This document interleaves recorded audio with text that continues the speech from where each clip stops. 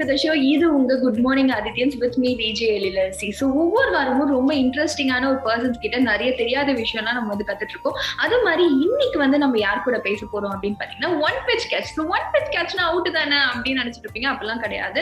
அவங்களோட ப்ரொஃபஷன் பேரு one pitch catch. அவங்களோட ஒரிஜினல் பேர் என்னன்னு பாத்தீங்கன்னா ஸ்வேதா ரேணுகுமார். ஸோ அவங்க வந்து ஒரு blogger influencer. So blogger influencer அப்படின்னா என்னது எனக்கும் தெரியாது. ஸோ அதெல்லாம் வந்து அவங்க கிட்ட வந்து கேட்டு நம்ம வந்து தெரிஞ்சுக்க போறோம். ஹாய் மேம், எப்படி இருக்கீங்க? Hi Ezhil, I am good, thank you. சூப்பரா இருக்கீங்க. ஆக்சுவலி ரொம்ப அழகா இருக்கீங்க. நானே ரைட்டா சைட் அடிச்சிட்டு இருக்கேன் உங்களை வந்ததுல இருந்து. Thank you. and how is your team? எப்படி இருக்காங்க? எல்லாரும் அருமையா இருக்காங்க. சோ இன்னைக்கு வந்து உங்ககிட்ட நிறைய வித்தியாசமான ஒரு விஷயம்லாம் நம்ம வந்து கேட்டு தெரிஞ்சுக்க போறோம். சோ பேசிக்கா நீங்க வந்து சைக்காலஜி ஸ்டூடெண்ட். சோ சைக்காலஜி படிச்சு சைக்காட்ரிஸ்ட் ஆவாங்க அப்படின்றதுதான் நாங்க வந்து கேள்விப்பட்டிருக்கோம். சோ நீங்க வந்து பாத்தீங்கன்னா blogger influencer. So blogger influencer அப்படின்னா என்னது, அது ஒரு ப்ரொஃபஷனா அப்படின்றது நம்மளுக்கு வந்து நிறைய பேருக்கு வந்து தெரியவே தெரியாது. எனக்கே கொஞ்ச நாளைக்கு முன்னாடி தான் யாரோ சொல்லி தெரிஞ்சுக்கிட்டேன். சோ நீங்க ஃபர்ஸ்ட் சொல்லுங்க, பிளாகர் இன்ஃபுளுசர்னா என்னது அப்படின்றது. ஸோ பேசிக்கா நான் வந்து bachelors and masters in psychology படிச்சேன். சைக்காலஜி படிச்சா சைக்கியாட்ரிஸ்ட் ஆக முடியாது, சைக்காலஜிஸ்ட் ஆகலாம். ஓ அது வேற இது வேறயா? சரி, ஓகேங்க, மன்னிச்சிருங்க, எங்களுக்கு தெரியல. ஸோ யா, எனக்கும் வந்து சைக்காலஜி முடிச்சு சைக்காலஜிஸ்ட் ஆகணும்னு தான் ஆசை. பட் என்னோட படிப்பு முடிச்ச உடனே எனக்கு கல்யாணம் ஆயிடுச்சு. ஸோ வேற வீட்டுக்கு வந்ததுக்கு அப்புறமா சும்மா இருக்கிற டைம்ல என்ன பண்ணலாம் அப்படின்ட்டு சும்மாதான் ஒரு ஹாபியா ஆரம்பிச்சதுதான் இந்த பிளாகிங். சோ அப்ப வந்து ஒரு 6 years பேக் யாருக்குமே பிளாகிங்னா என்னன்னே தெரியாது. அப்படின்னா என்ன பிளாகிங்னு ஒரு வேர்டு இருக்கான்னு கூட தெரியாது. நிஜமா வந்து நிறைய பேர் வந்து ப்ரொஃபஷனா எடுத்து ரொம்ப சீரியஸா பண்ணிட்டு இருக்காங்க. இப்போ நிறைய பேர் இன்ஃபுளுசர்ஸ்னு பார்ப்போம். பிளாகர்ஸ்க்கும் இன்ஃபுளுசர்ஸ்க்கும் ரொம்ப ஃபைன் லைன் டிஃபரன்ஸ் தான் இருக்கு.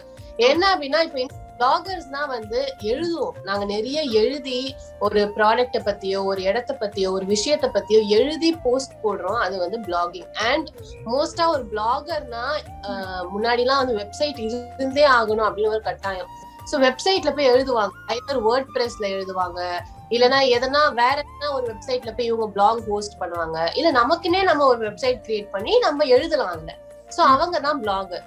இன்ஸ்டாகிராம் வந்து இன்ஸ்டாகிராம் தான் சோசியல் மீடியாவை ரூல் பண்ணதுனால எல்லா பிளாகர்ஸும் இன்ஸ்டாகிராம்ல வந்து அங்க எழுத ஆரம்பிச்சுட்டாங்க.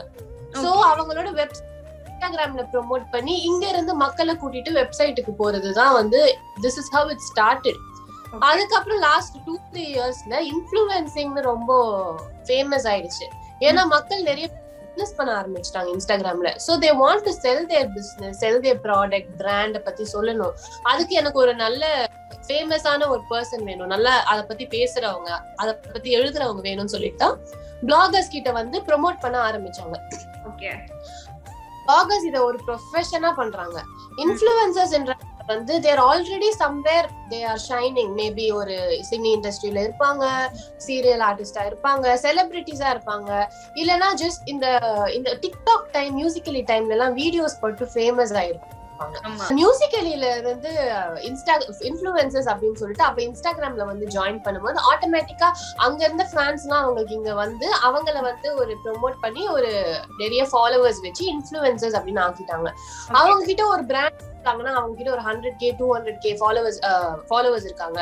சோ நம்மளோட பிராண்ட் பெருசா போகுமே அப்படின்னு சொல்லி ஆரம்பிச்சதுதான் இன்ஃப்ளூயன்சர்ஸ். பட் பிளாகர்ஸ் வந்து அப்படி கிடையாது. நாங்க இதுலதான் ஸ்டார்ட் பண்ணி இதுலதான் க்ரோவே பண்ணோம். So we don't have any other plan. So this is the smallest difference between a blogger and an influencer. உங்கள மாதிரி இப்ப வந்து பிளாகர் இன்ஃப்ளூயன்சர் ஆகணும்னா என்னெல்லாம் நம்ம பண்ணலாம் ஸ்வேதா? எனக்கே வந்து நான் ஸ்டார்ட் பண்ணும்போது இதுல காசு வரும்னு தான் தெரியாது. ஓகே, நான் சும்மா வீட்டுல போட்டோ போஸ்ட் பண்ணுவோம், என்னதான் ஆகுதுன்னு பாப்போமே சொல்லிட்டு ஐ ஜஸ்ட் ஸ்டார்டட். நான் பிளாகிங் உள்ள வரும்போது எனக்கு தெரிஞ்சு ஒரு 2-3 பேர் தான் சென்னையில பிளாகர்ஸ் அப்படின்னே இருந்தாங்க. இப்போ பார்த்தா கார்னர்லயும் பிளாகர் இன்ஃப்ளூயன்சர்ஸ் இருக்காங்க.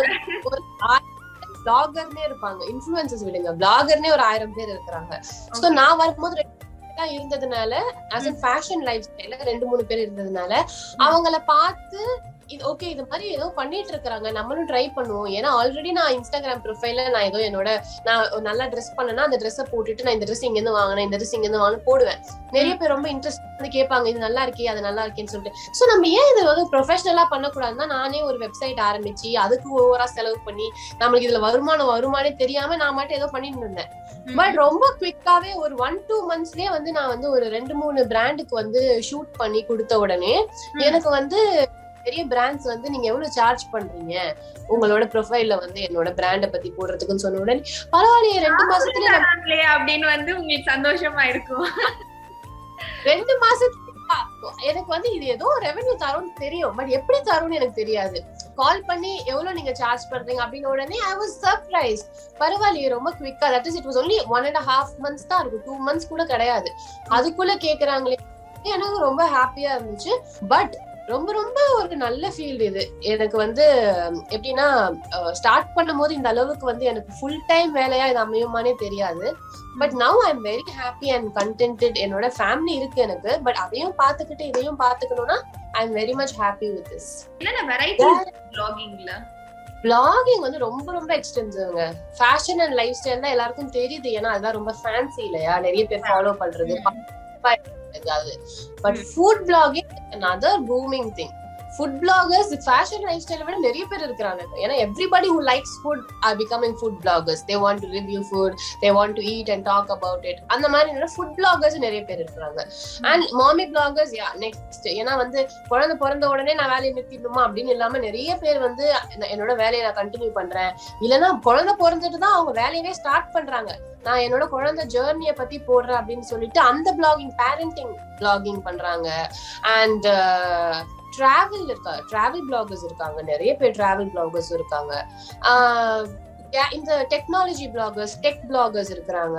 எவ்ரி ஃபீல்ட், எந்த நீங்க ஃபீல்ட் எடுத்தாலும் அதை பத்தி பேசுறதுக்கு ஆள் இருக்கிறாங்க.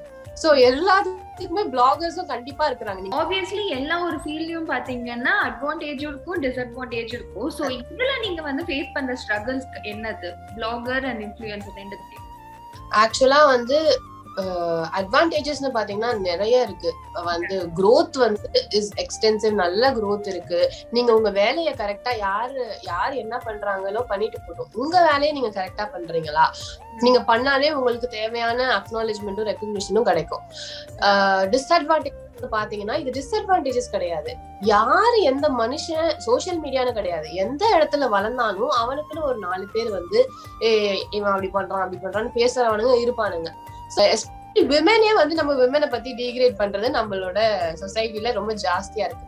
அப்படி பண்ணும் போது முதல்ல வந்து ஸ்டார்ட் பண்ண டைம்ல வந்து எனக்கு ரொம்ப கஷ்டமா தான் இருந்தது. ஏன் ஒரு பொண்ணே நம்ம வளர்றத பார்த்து இப்படி பண்ணி கமெண்ட் பண்றாங்க அப்படின்னு இருந்தது.